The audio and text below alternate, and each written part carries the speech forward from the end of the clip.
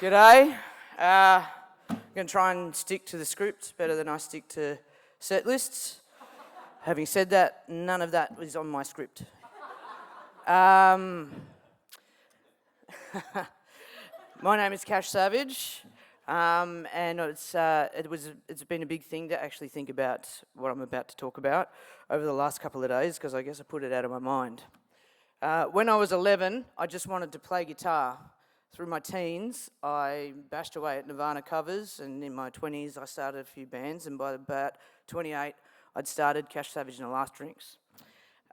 We cut our chops in the early 2010s Melbourne music scene, alongside some wonderful bands, Graveyard Train, Toot Toot Toots, Brothers Grimm, just to name a few. It was an incredible time, and it looked a little bit different, and I'm very glad that we were a part of it. Since then, I've toured Australia and the world extensively. I've also made 6 studio albums, 2 live albums, and I've just finished producing an album for a band called Ding Ding Ding. Through all of this, I still co-manage Cash Savage and the Last Drinks. As my role as co-manager, I am the boss, HR, marketing, finance, budget forecaster, tour planner, social media manager, graphic designer, brand ambassador, liaison to PR, agents, publishers, studio manager, and grant writer.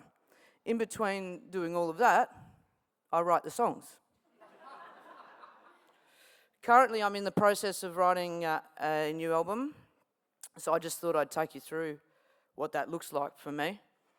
I've already spent over 100 hours writing, just this year alone, and with the band rehearsing. All of this has been unpaid.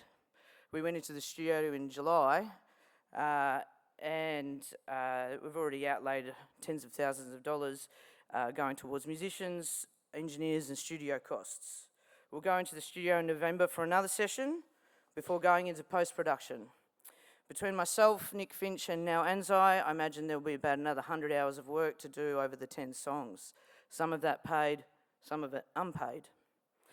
By the time we've finished, I will have invested not just my time, I wasn't going to swear, but you've been swearing, but a fuck ton of money as well.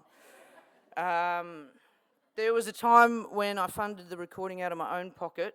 We recorded our first album, Wolf, in the basement of what was the Tip Top factory. It was a bit of a official squat at the time. It wasn't perfect, but it's what we could afford. And it's been a long road in between, and these days the records are funded from our touring income. In fact, most of our income comes from our touring income, and for what it's worth, we won't see any money from the album until the album is out and we start touring it. So, while all the post-production is being completed, we'll start tour planning and PR planning for the album release. This includes finding money and time for film clips. It's a cruel joke that you spend all the time writing and recording and mixing, and then you have to mime your songs in front of a camera. I just wanted to play guitar.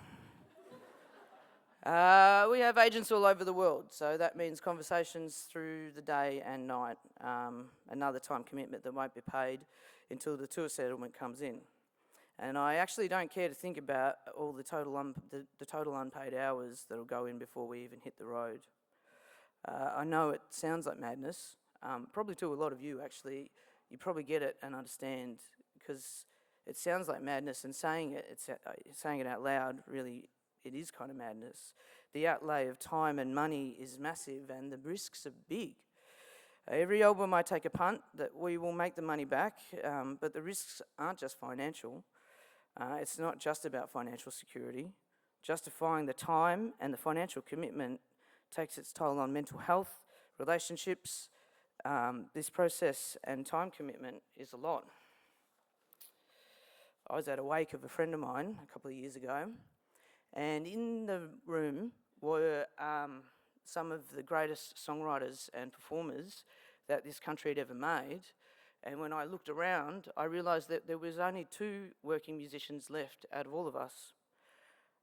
Everyone else had gone and got real jobs. All that creative talent and trade knowledge gone from the industry, from the city, from the state. Better public investment doesn't just mean security. It also means we can justify the time we spend on our creative projects. It can be hard to justify the unpaid hours to ourselves and our loved ones when the rent is due. For me, it's just as much about the time that it is the money. Unfortunately for me, just playing guitar isn't the part of the job that pays the bills. If Victoria wants ambitious music, it has to invest before the success is obvious, not simply celebrate it afterwards. Thank you very much. And thank you, Fiona.